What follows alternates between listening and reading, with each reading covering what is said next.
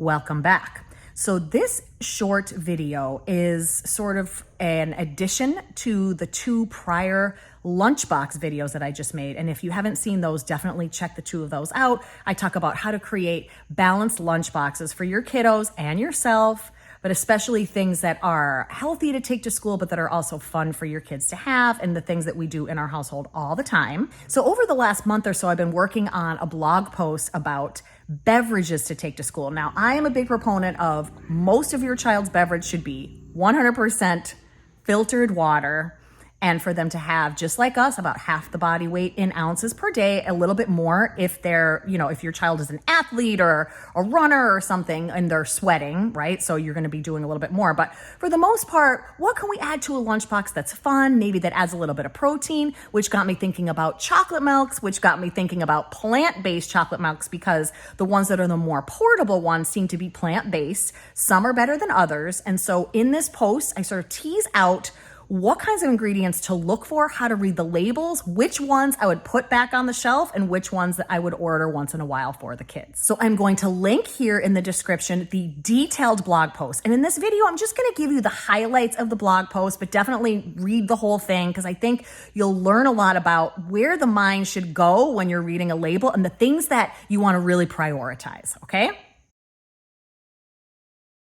So let's start with number 1. So this is the blog post right here. I'm just going to take you through very, very quick bullet points of some of the things that I noticed about these products, but I highly recommend, if you want more detailed information, to go through the blog post and look at some of the stuff. Save it, share it with your friends, because it does pertain to a lot of different products. So here we go. Good Karma plant-based chocolate milk. So I talk here about some of the ingredients that it has, the sugar content, of course. I'm looking at macros, but mostly I'm looking at what the ingredients are. What are they using to get that sort of dairy consistency and flavor? I go through more detail on a lot of the gums, because people ask about this a lot, and why I think many can tolerate, but many can't. A lot of that actually can have to do with your specific gut microbiome in that case. Natural flavors, what do I think of those? Do I think they're the worst possible ingredient? I think there are worse, but it is something I take into consideration when looking through. The addition of synthetic vitamins, of course, and then I go through the pros and cons. For this particular one, it is certified glyphosate free, which is great. We're trying to avoid that at all costs because it's in everything. The kids do like the taste of this, and remember, I do say at the beginning of the post, the only milks that the kids did taste test are ones that I would consider buying. It's lower in sugar. It does contain real cacao, which many of the chocolate milks, not surprisingly, don't. The cons, though, I do talk about the natural flavors, the gums, if you don't tolerate, and I don't love the addition of all those synthetic vitamins. But all in all, this is something that I would do a few times a week, or maybe once a week.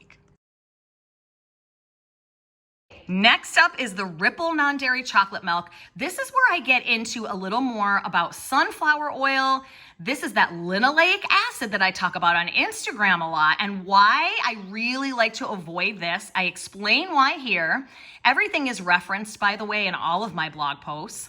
And if you continue down, you can see the pros and cons of this. I like the protein content. I like that there is calcium, but in a lot of these milks, you'll notice that the calcium is not in a very bioavailable form. The cons, it is higher in sugar, lots of synthetic vitamins and minerals. The sunflower oil really kind of tipped this one over for me. I would not use this one. Next up is the Orgain Kids Protein Chocolate flavored. Sunflower oil, again, here's the ingredients. I go ahead and lay them out. Lots of synthetic stuff going on here. 9 grams of sugar. It's around the same. You'll see I do like to see sugar lower than protein. So it's a little bit closer, but not perfect. Natural chocolate flavor. They don't even use real cacao powder in this one.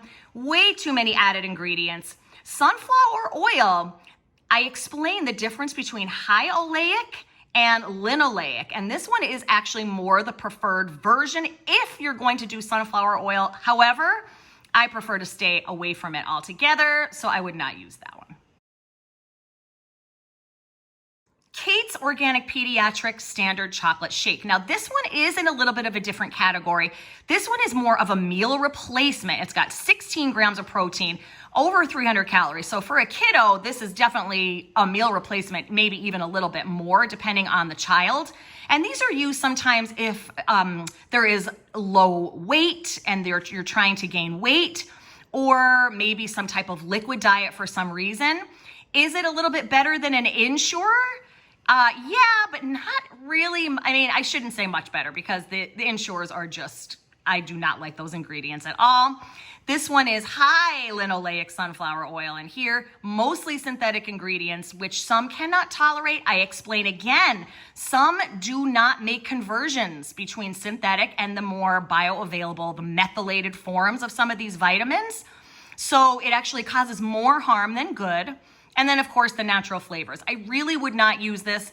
If again, it was between this and Ensure, I would probably go for this, but there are other options as I explain in the post.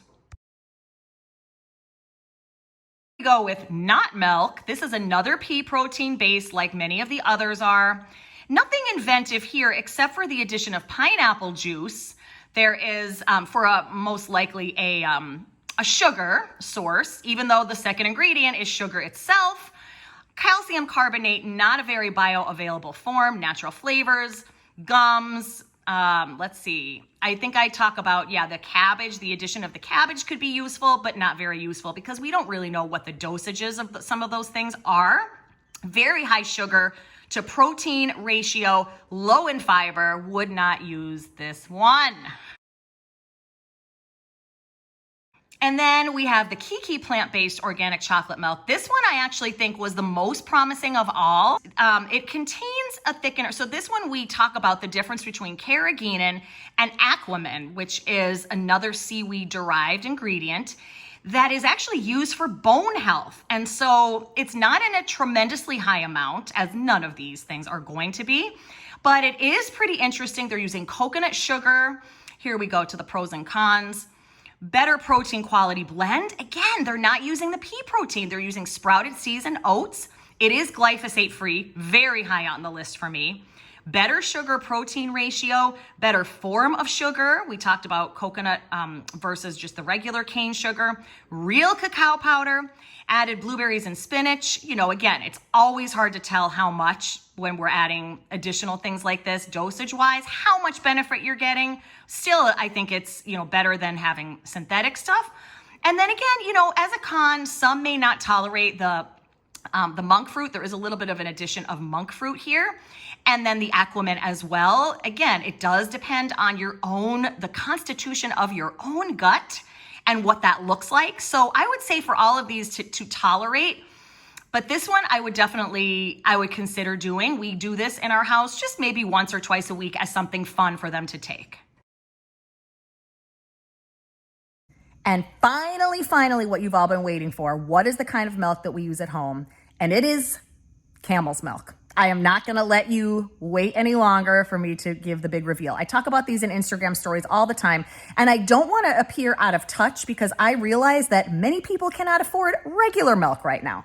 And this is definitely something that is a little bit of an indulgence, if you will. I look at it like medicine. So I wait for the sales. I'll definitely put a link in the description below with the 15% off for you to try it. It's definitely the shipping that I feel like costs the most because they're shipping it either fresh or frozen. There are also powders that you can look into that you can kind of you can mix it with water and make your own. So lots of options, great for a lunchbox. And I'm going to talk about why here. Drum roll. I really, really want to talk to you guys about camel's milk.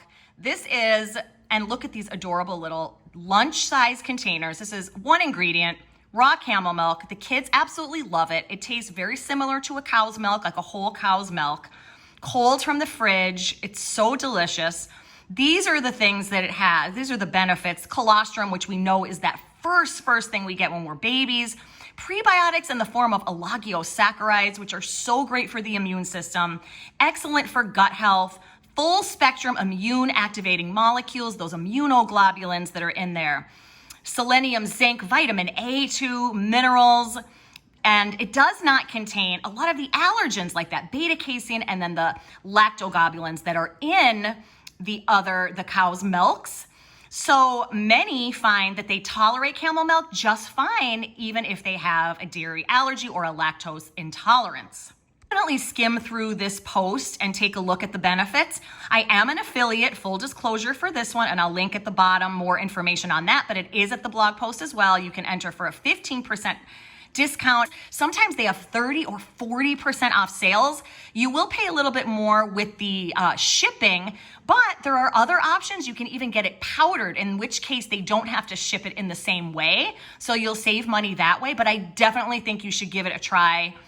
The kids this is really one of the only milks we do as far as just straight up milk, along with some of the nut milks in our house.